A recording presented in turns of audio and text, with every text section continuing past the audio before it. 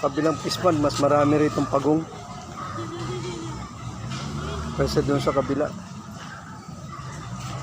Yan o. Mga pagong.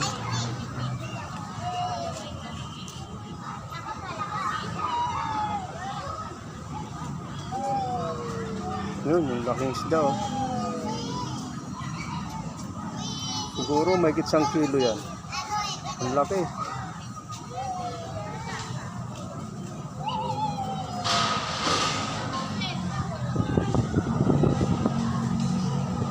Parang tilapia rin yung hugis niya eh. Yan o, malapad o.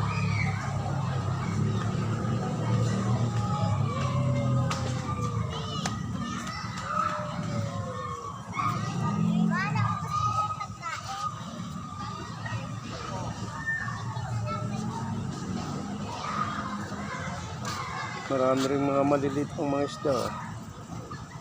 Halo, may mga malalaki, may mga maliliit. Titingnan mo talaga yung forma nila, yung tsura nila, tilapia. Kaya nga lang may kulay puti. Oh. Nalahiyan na kasi ng ibang isda yan dito. Kaya nagkaganyan ng kulay.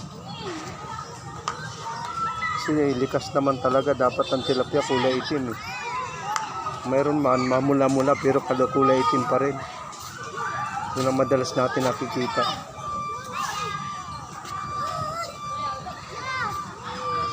Ano, pagong.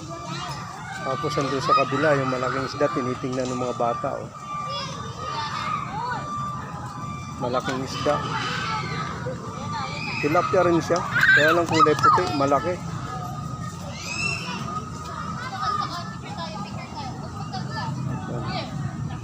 Pagong.